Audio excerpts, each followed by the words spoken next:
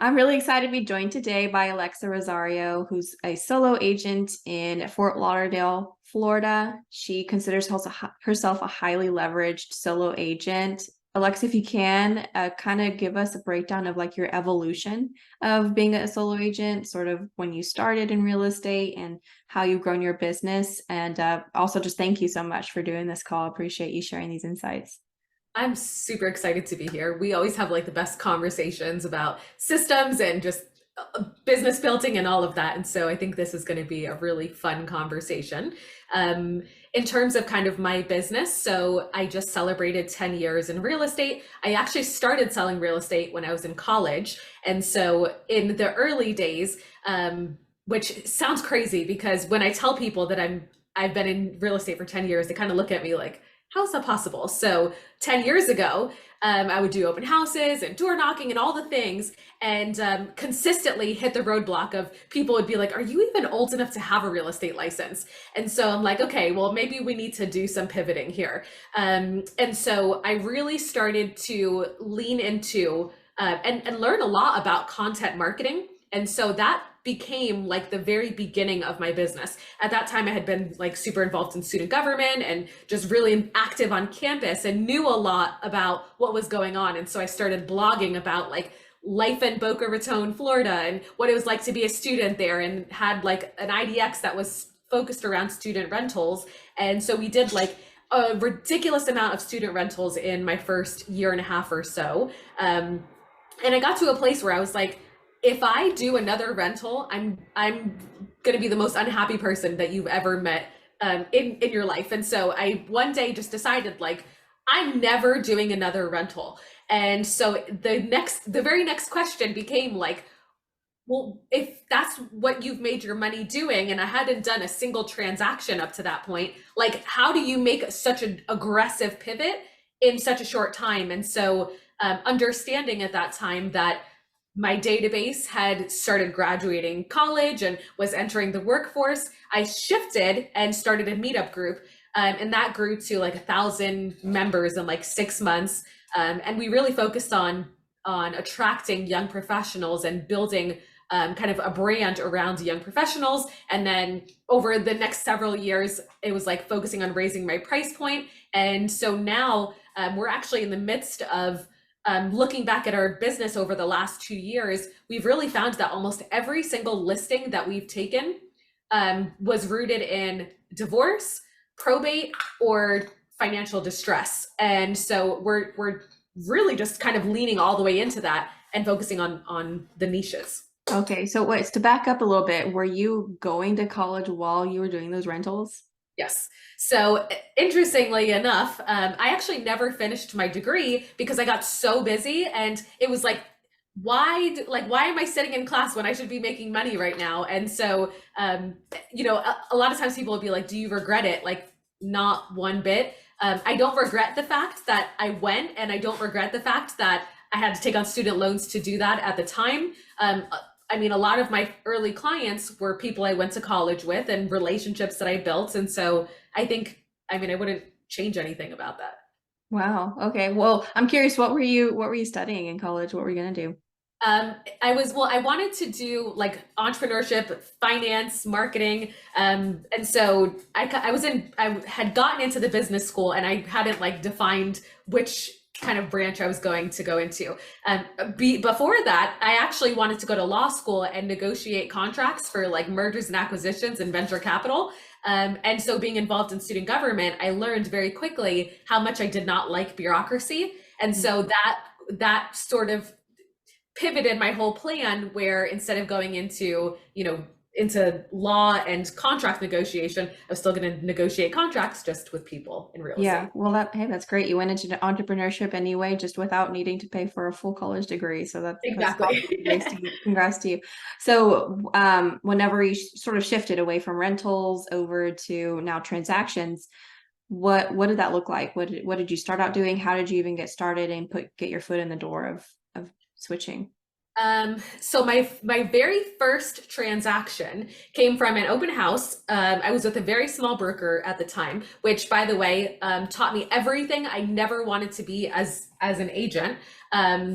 he actually went to jail for escrow fraud. And so Oh like when no. I tell you like how much I learned what I didn't want to be, that's not an exaggeration. I wouldn't be surprised if there was like a documentary about him one day, because just ethics were very sketchy. So when I first started with him, I was doing open houses, and every weekend he would give me this one house that was like the ugliest house, complete rehab. It was overpriced. It had been sitting for like 5 months, so it was about to expire. And I was Oh like, no. I was the one, it was vacant, and I was the one who was like, just so that he could tell his client that he was doing something. So I was doing open houses, and I remember that one Saturday morning I woke up. This is like week 5 of doing the same open house over and over and over again. And I'm like, after today, I'm going to tell him I'm not doing this open house again, like, period. And so sitting at the open house, and people would, one or two people would come through every open. And I had no idea what I was doing. So I had no training. And this one couple came in, and they're like, oh, we found this house in the newspaper. And I'm like, so this is 2013. And so I'm like, people actually find things in the newspaper? Like, that's interesting. So they spend like 30 minutes there, and I'm like, I think this is a good sign. They ended up leaving. They literally, I was like wrapping up, putting the signs together and everything. And they got to the stop sign and literally reversed back to the property. And we're like, we want to make an offer. And I'm like, okay. Oh wow. Let me call my broker. I have literally, I mean, I didn't say I had no idea what I was doing, but I literally had no idea what I was doing. So he helped me like write up the contract and everything. It was a VA loan. It took like 92 days to close. And the entire time I'm like, I need money. Like, I'm going to be poor if I don't have this closing. And it kept getting delayed and delayed and delayed. And through that process, I learned about how much I really hated his ethics.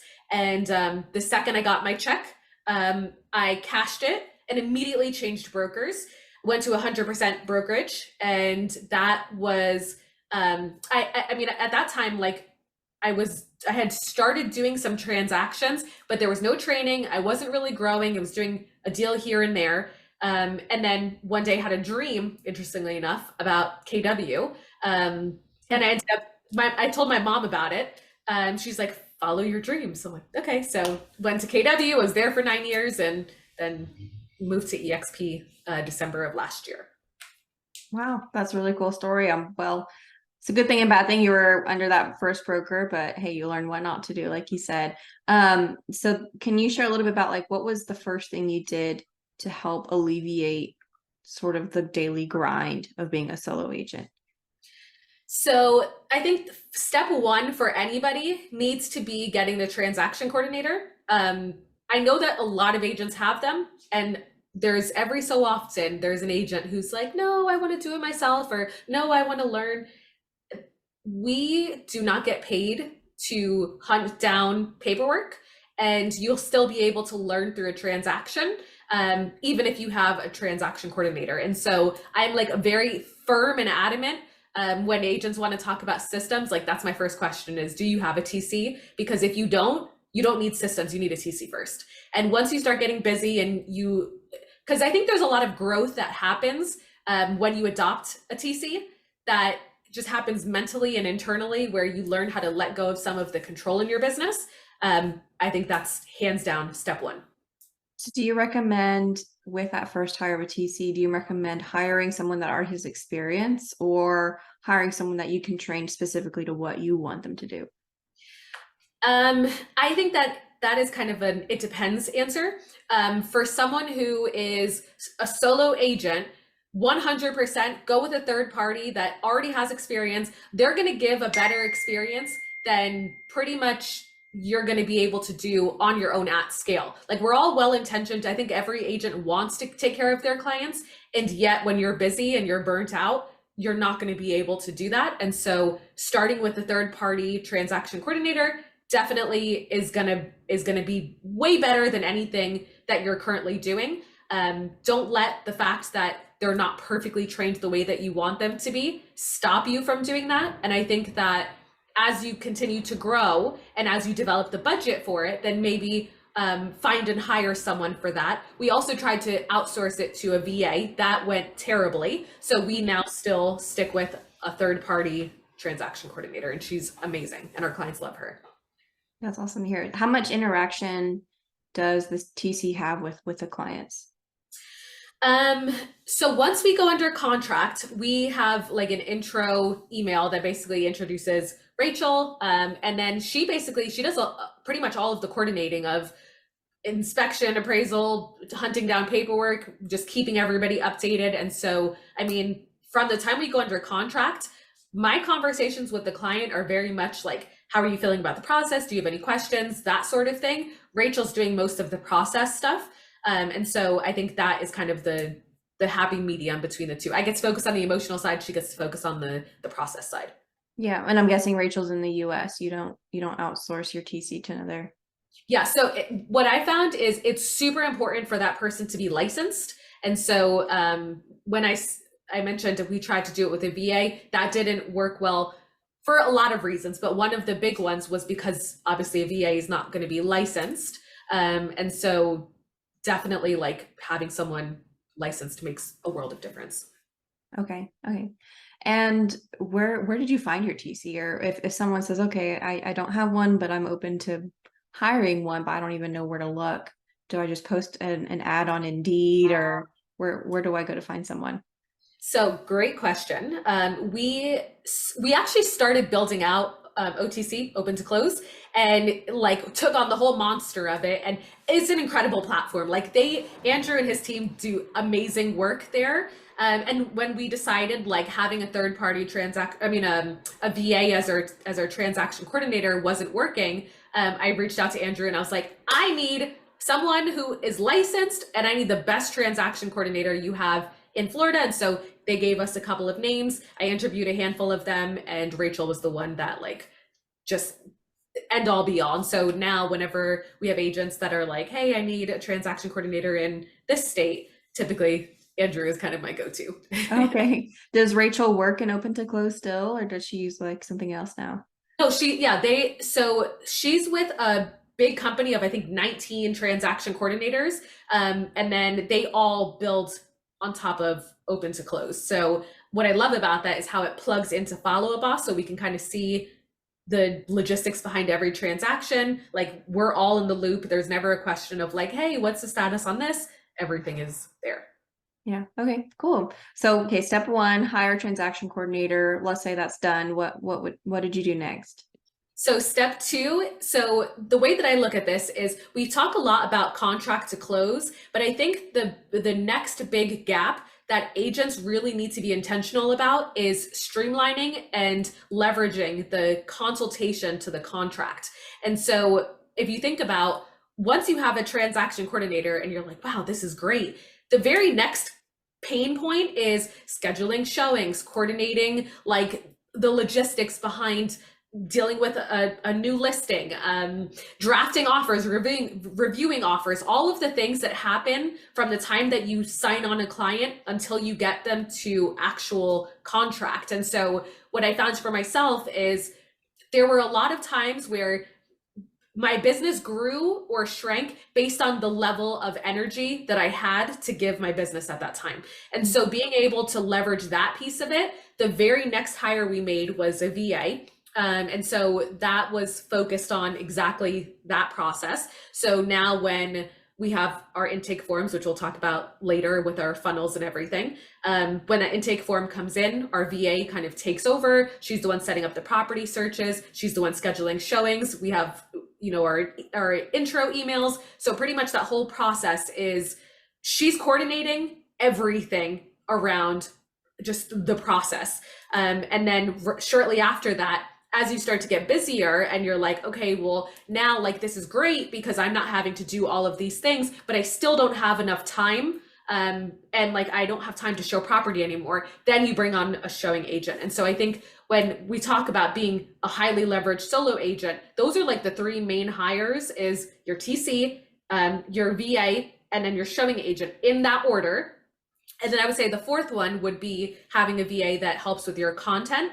I think one of the important things to note is as entrepreneurs, we are okay with filling all of the seats and being all of the things, But when we think about hiring a VA, we can't expect the person who's super process oriented to also be the creative person doing our content. And so a lot of agents get really frustrated with VAs because they're like, they're not doing a great job at anything, but we're expecting them to be 20 different things rather than saying your entire role is built around the process. Your entire role is built around the content. And when we can separate those two, all of a sudden you're like, oh, okay, I understand why this works and the other way doesn't. Yeah, I don't know if I've met anyone that is amazing at 20 different things. We all each have our strengths. Like your strength is content creation and creativity and innovation entrepreneurship. And mine is like systems and processes, but my weakness is people and sales. Although I'm always trying to improve, I'm never going to be at that same level. So like you said, you can't expect like a process system oriented person to also be a creative. I'm not a creative at all, for sure. So I then think going, you give yourself enough credit, but I think that you are awesome at all of those things. That I think it's just what it comes down to is we learn how to like manage in the things that don't bring us joy, and yeah, so we end up burning out on the things that are not filling yes, our spirit. Like, and I think that especially as entrepreneurs, we don't spend enough time thinking about like, forget about strengths and weaknesses, because a lot of entrepreneurs have figured out how to take their weaknesses and turn them into manageable kind of, I don't know what the word would be, but they're not really weaknesses. They're just things that we, from an energy perspective, we really struggle with. And like, those are the things that steal the joy of growing a business. And so when we can leverage those, that is where the hockey stick happens.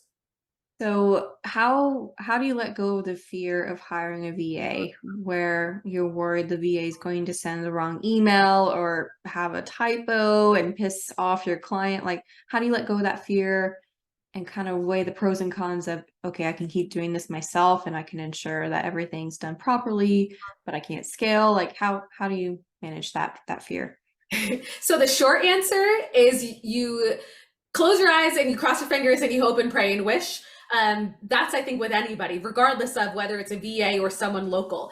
The longer answer is making sure that you have an established process already. So if we think about systems in the sense that the amount of creativity that is required to be able to look at someone's business, whether it's yours or somebody else's, and I think you'll probably be able to agree with this, and to be able to say, this is the business. Here's kind of the way that the process should work. Here's what we're doing right now, and here's how to bridge that gap.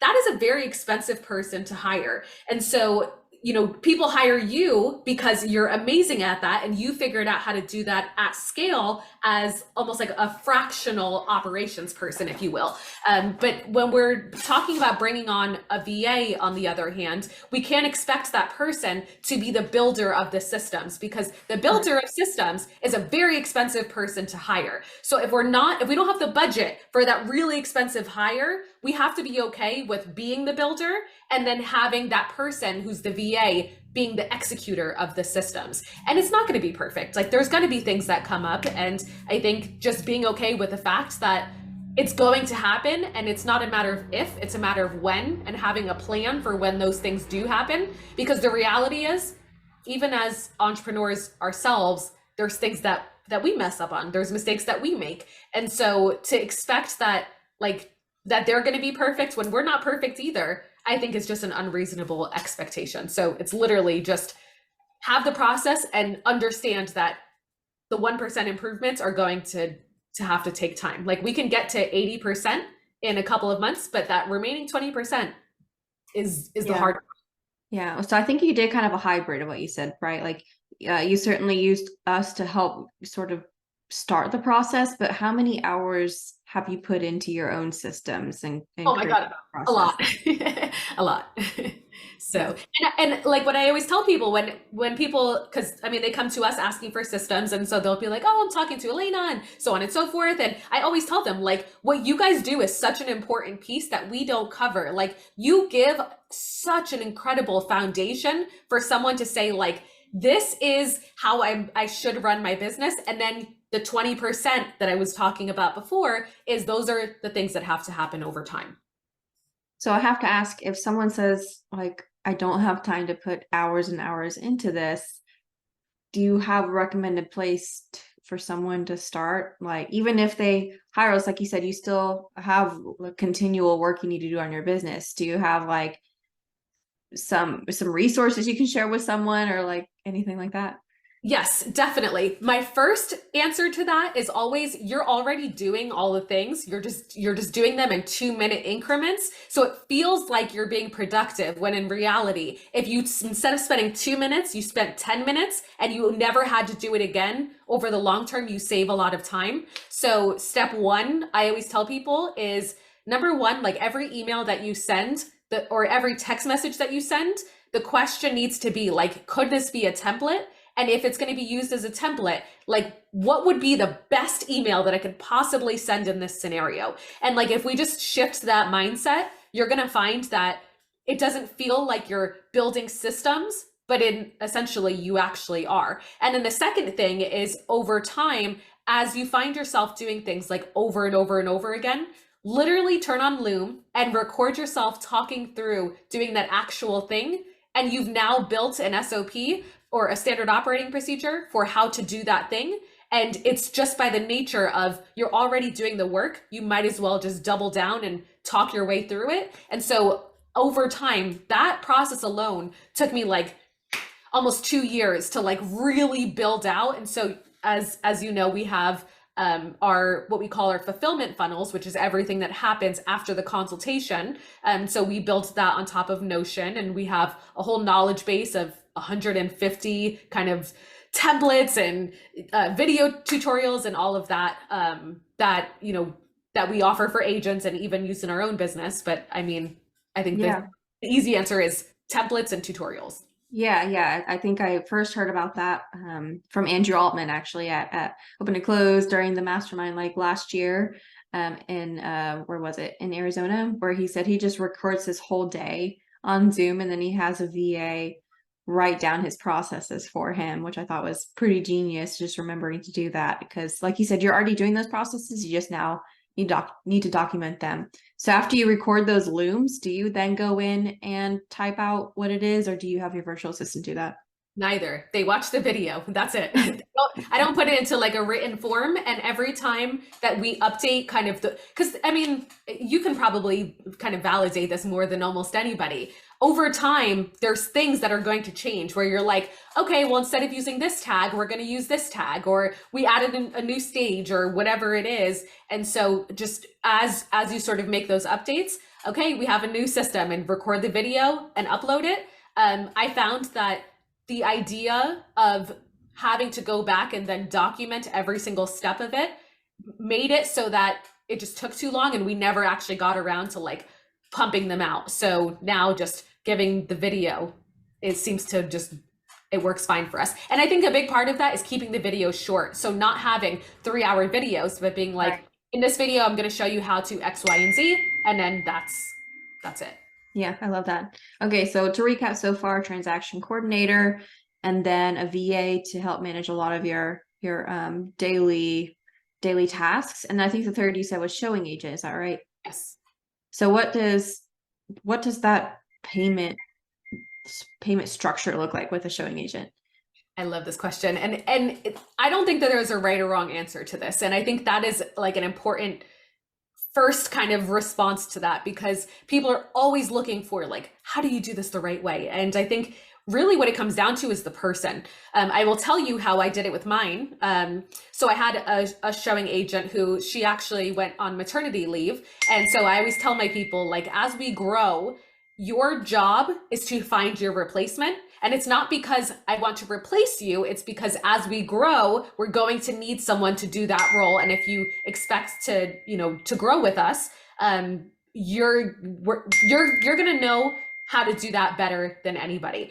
And so she found my now showing agent of almost 2.5 years actually. So when I first started working with her, I paid her per door and a bonus at closing. So it was like $30 a door plus $500 bonus at closing. And so that was kind of my way of just testing her out. And what I loved about her was that, so I think one of the most important things is understanding the personalities that have to fit within each of the roles. For your showing agent, you want that person to feel like grandma, where it's like there's wisdom and there's that sort of warm kind of care, but also going to call you out when you're like it's time to move, right? And so she's like the perfect personality for that. And when I met her, I could tell immediately that I felt calm talking to her. And so that was super important because especially if you're going to hand your clients over and that handoff is a whole separate conversation, but they need to feel at peace when they're dealing with her. So she would keep asking about like, okay, well, like we submitted an offer. What's the status? Did it get accepted? Like, do we need to take them back out again? And her initiative kept sort of pushing us. And that's how we actually built out the systems and follow-up boss to make sure that she stayed in the loop as we went under contract. And so when I knew that she was the right person because she kept asking for more involvement, more responsibility, we started paying her a percentage of the transaction. So she gets 15% of every transaction that she's involved in on the buy side, and then also on the seller side, because she coordinates all this, or not coordinates, but she attends all the showings. She attends inspection and appraisal. And so at this point, a lot of our clients, sellers, half of our listing appointments are done on Zoom, half are in person. So I still go to those. And then for the rest of our clients, typically I see my clients at closing, but we FaceTime and keep in touch throughout the transaction. Okay. So what does your day-to-day process look like with a client? Like you do the initial consultation, then what? How involved in the process are you with it? So it actually starts with the intake form, right? Because before we do, and we'll talk about this when we get into the funnels side of it, but prior to the consultation, we put them through our onboarding funnel. We call them client funnels. And so that is really focused on getting them to book the consultation, completing the intake form, and going through what we call the experience page. For buyers, it's a workshop. For sellers, it's just like a pre-listing presentation. And so when the intake form comes in, we have an automated template that goes out from Shai, our VA. And so she introduces herself essentially in the same way as like when you schedule a doctor's appointment. You don't get an email confirmation directly from the doctor. You get an email confirmation from, the team or the staff or whatever. And so our VA preps for the consultation. So for buyers, it's a matter of prepping dot-loop and setting up the property search. For sellers, she does everything except for running the comparables. So I still do that part of it. That's something just by unlicensed assistants are not allowed to do that. So I still do that part. I do the consultation. So that's typically because we put them through such a process before we meet. There's already a lot of rapport and they've already given us all the information. So the conversation is mostly around pricing and timing. So for buyers is like, figuring out if the price that they want and their expectations are aligned. For sellers, it's defining what that list price is going to be and then setting up, your live date. So for buyers is when do we actually start shopping? And for sellers is when do we want to hit the market? And then from there, my VA takes back over.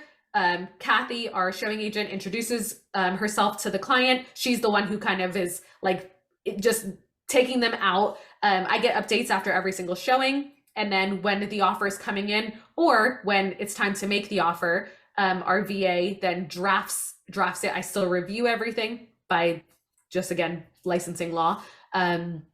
We go ahead and get that submitted or on the seller side executed. And then it goes over to our transaction coordinator. And then pretty much I'm sort of keeping in touch with the client to let them know, like, I'm here. How are we feeling? Like, do you have any questions? And sometimes, for the most part, they're like, no, I just appreciate you reaching out. And they care about the experience and less about me. And I think stepping away from the ego of it has to be me is the most liberating thing about running a business. Okay, so you're primarily doing the consultation and then the closing. So how many hours per client do you think you're putting in? Not much. It's the consultation, kind of the contract strategy side of it. So like not having to do all the stuff that goes around it, but it's like, you know, if there's inspection or appraisal issues, like I'm the one who's negotiating that and then attending the closing. I mean, probably 5, maybe 10 on a really hard, crazy deal, but 5, I would say. Yeah, yeah, that's not bad at all. Okay, so then the fourth pillar you mentioned, content creation, which I'm guessing is that like where the majority of your time and energy goes now, is the content creation? So that is partially outside of my production business. So, you know, we have our revenue share organization, and we have our marketing platform for agents. And so that takes up a lot of my time at the moment, just because we're rolling out a new project for that. As that sort of finishes, that is going to become my main focus. And so the way that I see it, I recently read the book Traction, and any entrepreneur who plans on running a business and hasn't read that book yet, like that needs to be the next book that you pick up.